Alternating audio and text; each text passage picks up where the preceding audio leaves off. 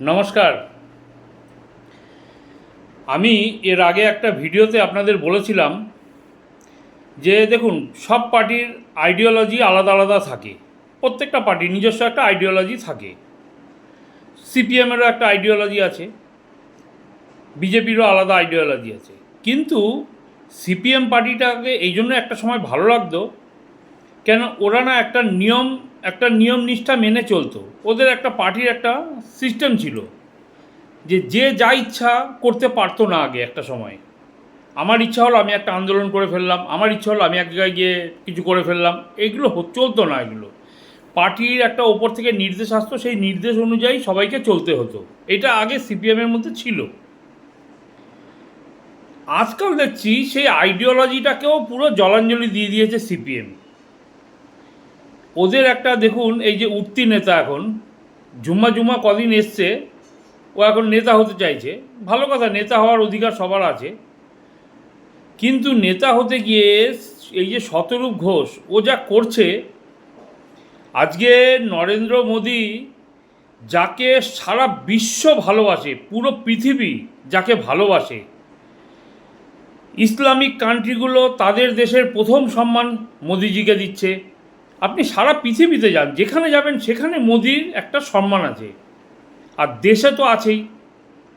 কিন্তু আমি একটা জিনিস দেখছি, আমাদের ভারতবর্ষে যে সমস্ত কয়েকটা দল আছে, যেমনি ধরুন কংগ্রেস হলো, তৃণমূল হলো, সিপিএম হলো, এই যে দলগুলো আছে, এরা নিকৃষ্টতার এত নিচে নেমে যাচ্ছে দিনকে দিন, যে এরা যা ইচ্ছা তাই বলতে শুরু করে দিয়েছে। আজকে আপনি মোদিজিকে, শতরূপ ঘোষ একটা দুদিনের ঝুঁকি, ও মোদিজিকে বাপ ফাপ তুলে কথা বলছে, মোদির বাবার দোকান এই সেই হ্যানা ত্যানা, এই যে কথাগুলো বলছে। আপনি একটা কথা বলুন, মোদি কিন্তু ওর বাবার বয়সী। একটা মানুষের মধ্যে সংস্কার বলে তো কিছু আছে। আমরা তো হিন্দু, আমাদের মধ্যে তো একটা সংস্কার ছিল, সেই সংস্কারটাকেও জলার জন্য দিয়ে দিয়েছে। ও মোদিজিকে বাবা তুলে কথা বলছে। আপনি বলুন তো, যে মোদিজির ভক্ত কত আছে ভারতবর্ষে, সারা পৃথিবীতে কত আছে মোদিজির ভক্ত? শতরূপ ঘোষকে কে চেনে? ওই পশ্চিমবাংলার কয়েকটা মুসলমান আর কয়েকটা লোক ছাড়া ওকে কে চেনে শতরূপ ঘোষকে? সারা পৃথিবী, সারা ভারতবর্ষ সবাই মোদিজিকে ভালোবাসে। আর সেই মোদিজিকে শতরূপ ঘোষ বাবা ভাবা তুলে কথা বলছে। এগুলো কি কোনো হিন্দু মানুষের সহ্য হবে? আপনি বলুন তো। আপনি রাজনীতি করুন, আপনি অবশ্যই মোদির নিন্দা করুন, কিন্তু মোদিকে বাবা বাবা তুলে এইসব কথা বলবেন আপনি? এই কদিন আগে অভিষেক ব্যানার্জিকে দেখলাম গাড়ির ওপরে দাঁড়িয়ে অমিত শাহর বাবা ফাবা তুলে কথা বলল। হ্যাঁ, আজকে ওর পরিণতি কী হয়েছে? লোকে ওকে এখন চোর চোর চোর চোর বলে বেড়াচ্ছে।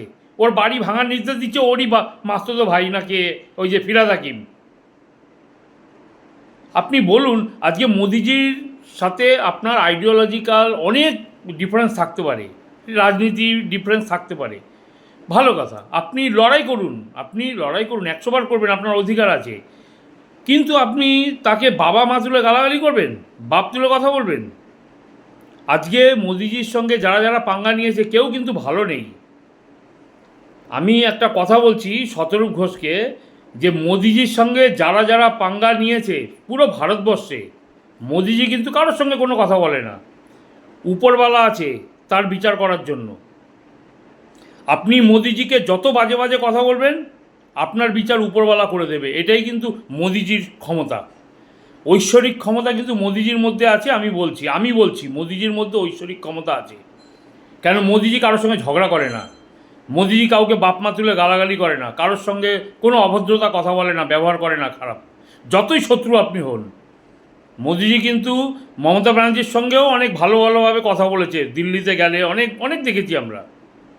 অনেক শত্রু আছে মোদিজির, সারা ভারতে অনেক আছে শত্রু, কিন্তু মোদিজি কারোর সঙ্গে খারাপ ব্যবহার করে না। আর এরকম কথা তো বলেই না কারোর সঙ্গে।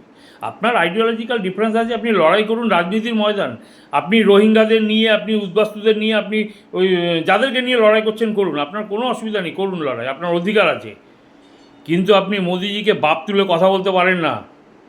এই জিনিসটা এমন একটা পর্যায়ে নিয়ে যাবেন না যে আপনার একটা বিরাট বড় কোনো ক্ষতি হয়ে যায়। আমি ভালো কথা বলছি, কেন মোদিজির ভক্ত কিন্তু প্রচুর আছে, যে মোদিজির জন্য যারা জান দিয়ে দিতে পারে, এরকম লোকও ভারতবর্ষে প্রচুর আছে, আমি বলে দিলাম। ভালো থাকবেন সবাই। জয় শ্রীরাম।